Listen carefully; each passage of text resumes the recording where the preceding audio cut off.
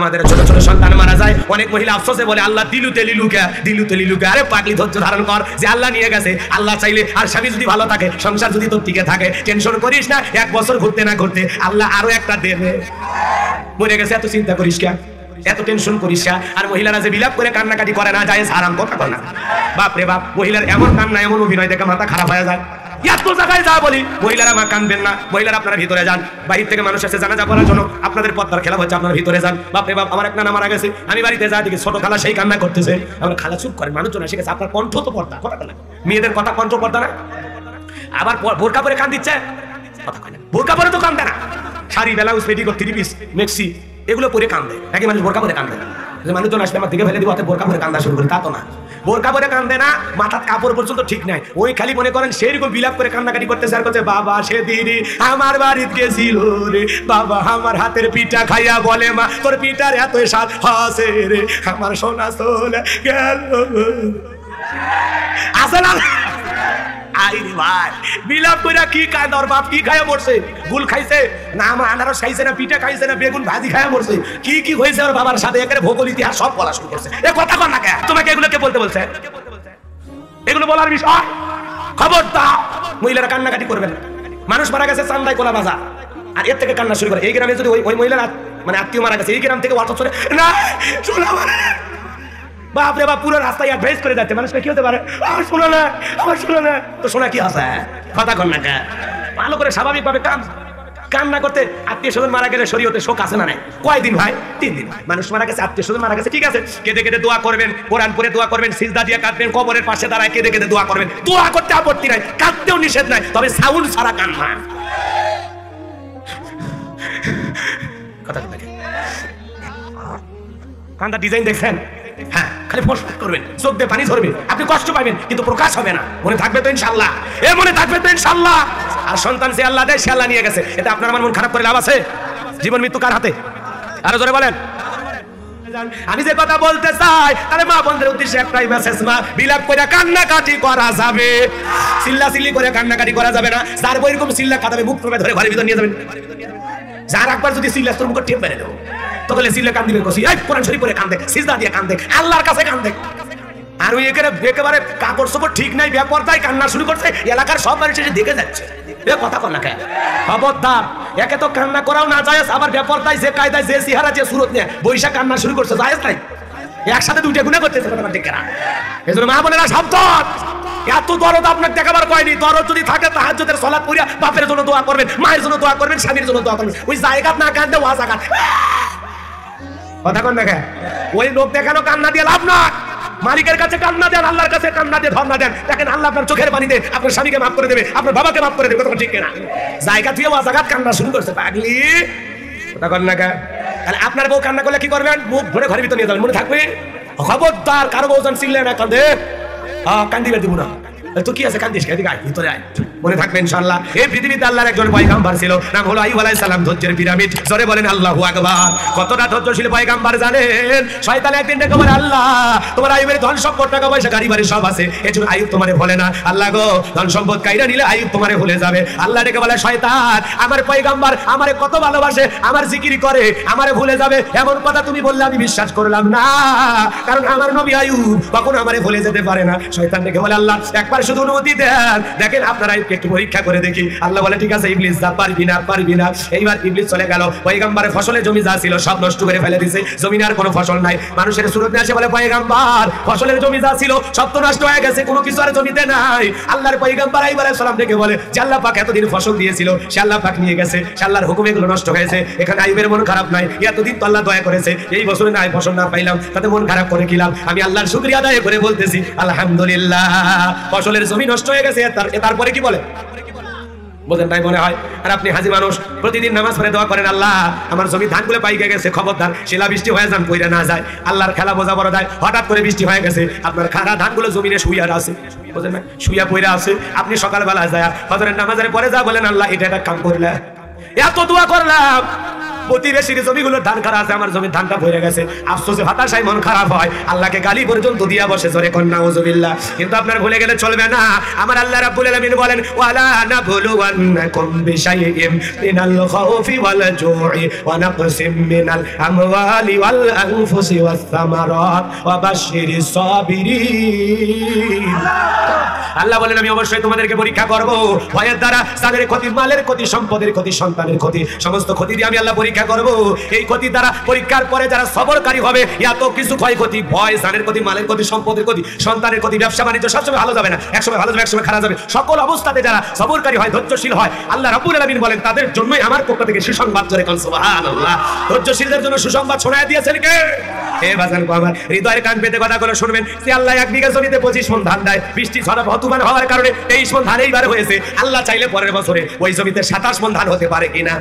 এজন্য একটু ফসলের ক্ষতি হলে মন খারাপ করা যাবে না, চোখ মুখ কালো করা যাবে না, জমিতে যা আছে তাই নিয়ে আলহামদুলিল্লাহ। কত মানুষ নদীতে ভরা ফসল একবারে শেষ হয়ে যায়, এক মুঠো বাড়িতে আনতে পারে না, আর তোমার জমির ধান একটু ধরে গেলে মুখটা একটু বেকা করে ধরে কথা কন না কেন? মুমিন এরকম হবে? মুমিন সর্বাবস্থায় পরিবেশ পরিস্থিতি দেখে সব পরিস্থিতিতে মোকাবেলা করে পথ চলতে হবে। ফসল নষ্ট হয়েছে, আপনার কি করার আছে? আল্লাহ কি নষ্ট করেছে নিজের হাতে নাকি? তোমার তকদিরে এটা লেখা আছে, কথা কন না কেন? ওয়াল কদরিহি শাররিহি মিনাল্লাহি তাআলা, ইমানি মুফাসসির পড়েন নাই? কি লেখা আছে? তকদিরে ভালো মন্দ কার হাতে? কার হাতে? আপনি এত হতাশা হয়েছেন, একটু ফসলে করতেছে আলহামদুলিল্লাহ, আল্লাহ চাইলে পরের বছর আল্লাহ বসায় দিতে পারে না। এই আউশ ধান, এই জমিতে এই আউশ ধান আমাদের বাপ দাদা চাচারা আবাদ করতো, আউশ ধানে তো 5 মণ 7 মণ, এখন 1 বিঘা জমিতে 40 মণ পর্যন্ত ধান হয়। কে দিয়েছে? কে দিয়েছে? আপনি আমি না। 100 বছর পরে হয়তো এই জমিনে 1 বিঘা জমিতে 100 মণ ধান হতে পারে। আল্লাহ চাইলে সবই সম্ভব, আল্লাহ চাইলে সবই সম্ভব। আপনি তো এতটুকু আলু দেখেছেন, পৃথিবীতে এমন একটা দেশ আছে যেই দেশে আলু এত বড়, কথা বলেন না? হ্যাঁ, ছোট ছোট বেগুন আছে, আবার এত মোটা বেগুন আছে, আছে না? তো দেখতেছেন না আলু এত কোন আছে, এত বড় আছে, এত বড় আছে, এত বড় আছে, কথা ঠিক কেন? কে দেয়? কে দেয়? হ্যাঁ, পুরো পৃথিবীর মানুষের শক্তি যতই থাক, জমিনে বন্দুক দিয়ে ফুটে মেরে আলু বের করতে পারবে? পারবে? পারবে? কে দেয়? মানুষের পাওয়ার যতই থাক, ওরা কি আকাশের দিকে বন্দুক দিয়ে, কামান দিয়ে, গুলি মেরে আকাশ একেবারে ফুটে করে পানি নিয়ে আসতে পারবে? দেয় কি? মুমিন আকাশ থেকে পানি নিয়ে আসতে পারবে না? কয় কেন? মুমিন আকাশ থেকে পানি নিয়ে আসতে পারবে না? মুমিনের সেই ক্ষমতা আছে, মুমিন চাইলে আকাশ থেকে পানি আনতে পারবে, কিন্তু দুনিয়ার কোন জালেম, কোন কাফের আকাশ থেকে পানি আনার অধিকার নাই। কথা ঠিক না? মুমিনের যে আকাশ থেকে পানি আনার অধিকার আছে, একটা ঘটনা বলে শোনাই, কষ্ট হবে আপনাদের? মন খারাপ করতেছেন? খারাপ লাগতেছে বাজান? তাহলে এই পরীক্ষার কথা একটু বলি। এরপরে আইয়ুব আলাইহিস সালামের উটদুম্বা ছাগল যা ছিল শয়তান সব মাইরে ফেলে দিয়েছে, একটাও বাইছে নাই। রাকালের সূরত নিয়ে এসে বলে ও নবী আইয়ুব আলাইহিস সালাম, উটদুম্বা ছাগল যা ছিল সব মরে গেছে, একটাও বাইছে নাই। আইয়ুব আলাইহিস সালাম বলে যে আল্লাহ পাক এতদিন এগুলো লালন পালন করিয়া অনেক কিছু আমাদের দিয়েছে, সে আল্লাহর শুকরিয়া, আল্লাহ নিয়ে গেছে, এতে আমি আইয়ুব মন খারাপ করি নাই, কষ্ট পাই নাই, আমি আল্লাহর শুকরিয়া আদায় করে বলছি আলহামদুলিল্লাহ। মানে এত ধৈর্যশীল নবী, এত ক্ষতি হয়ে যাচ্ছে, তারপরে বিন্দু পরিমাণ মন খারাপ নেই। কোন আল্লাহু আকবার। আর আমার এলাকার এক মুরব্বির গাভীর বাছুর মরে গেছে, সকালবেলা চাচা পূর্ব পাড়া থেকে পশ্চিম পাড়া থেকে উত্তর পাড়া দৌড়াইতেছে, চাচা নিয়ে খবর কি ভাই? সে কথা কষ্ট না, আল্লাহর চোখ নেই। জোরে কোন নাউজুবিল্লাহ, আরো জোরে কোন নাউজুবিল্লাহ। আমি চাচা নিয়ে খবর কি কই জানিস না বা? আমার গাভীর বাছুর হইছে আর মরছে। আমি বললাম চাচা মিয়া, এই ছোট ছোট দুর্ঘটনা, ছোট ছোট বিপদ, ছোট ছোট মুসিবত দিয়ে আল্লাহ বড় বড় বিপদ থেকে আপনাদেরকে রক্ষা করতেছে, এটা তো সামান্য ইমানের পরীক্ষা বাজান। একটা গাভীর বাছুর মরে গেছে, আপনি মন খারাপ করেন কেন? কয় আল্লাহ গাভীর বাছুর না মেরে আমাকে মারলো না কেন? আমি বলছি বাছুর মারাতে যে অবস্থা, আপনারা মারলে তো আজরাইলের নামে থানায় মামলা হয়ে যেত, কথা ঠিক কিনা? এই জন্য ছাগল, গরু, এগুলো ছোটখাটো পশু, হ্যাঁ যেগুলো আছে, মুরগি, হাঁস, এগুলো মারা যদি যায় খবরদার শোক পালন করবেন না। ছোট ছোট দুর্ঘটনা থেকে আল্লাহ পাক আপনাকে বড় বড় বিপদ থেকে বাঁচাবে, কথা ঠিক না? এরপরে আইয়ুব আলাইহিস সালামের সন্তান যা ছিল বাজান সবাই মইরা গেছে, কেউ বাইসা নাই। এরপরে আয়েশা ডেকে বলে আইয়ুব নবী ছেলে মেয়ে যা ছিল সব মাইরা গেছে, কেউ তো বাইসা নাই। আইয়ুব নবী ডেকে বলে আল্লাহ পাক এতদিন ওদের মুখে বাপ ডাকা শুনাইছে, নানা দাদা ডাকা শুনাইছে, সে আল্লাহর শুকরিয়া, সন্তান চলে গেছে, জীবন মৃত্যুর মালিক তো আল্লাহ, বিদায় আমি আইয়ুব মন খারাপ করব না, আমি আল্লাহর শুকরিয়া আদায় করতে বলতেছি আলহামদুলিল্লাহ, আল্লাহর যা ভালো হয়েছে আল্লাহ তাই করেছেন, এতে আইয়ুবের কোনো আপত্তি নাই, মন খারাপ নাই। সিল্লাহ বলেন আল্লাহু আকবার। আমাদের ছোট ছোট সন্তান মারা যায়, অনেক মহিলা আফসোসে বলে আল্লাহ দিলুতে লিলুকা। আরে পাগলি, ধৈর্য ধারণ কর, যে আল্লাহ নিয়ে গেছে, আল্লাহ চাইলে, আর স্বামী যদি ভালো থাকে, সংসার যদি তোর টিকে থাকে, টেনশন করিস না, 1 বছর ঘুরতে না ঘুরতে আল্লাহ আরো একটা দেবে। মরে গেছে এত চিন্তা করিস কেন? এত টেনশন করিস না। আর মহিলারা যে বিলাপ করে কান্নাকাটি করে না যায়, আরাম করতে না। বাপ রে বাপ, মহিলার এমন কান্না, এমন অভিনয় দেখে মাথা খারাপ হয়ে যায়। এত জায়গায় যা বলি, মহিলারা মা কানবেন না, মহিলারা আপনারা ভিতরে যান, বাহির থেকে মানুষ এসে জানাজা পড়ার জন্য, আপনাদের পদ্মার খেলা হচ্ছে, আপনারা ভিতরে যান। বাপরে বাপ, আমার এক নানা মারা গেছে, আমি বাড়িতে যা দেখি ছোট খালা সেই কান্না করতেছে, আমার খালা চুপ করে, মানুষজন এসে গেছে, আপনার কণ্ঠ তো পর্দা, কথা বলে মেয়েদের কথা কণ্ঠ পর্দা না, আবার বোরকা পরে কান দিচ্ছে, বোরকা পরে তো কান্দে না, sari, blouse, petticoat, three piece, maxi এগুলো পরে কান্দে নাকি? মানুষ বোরকা পরে কান্দে?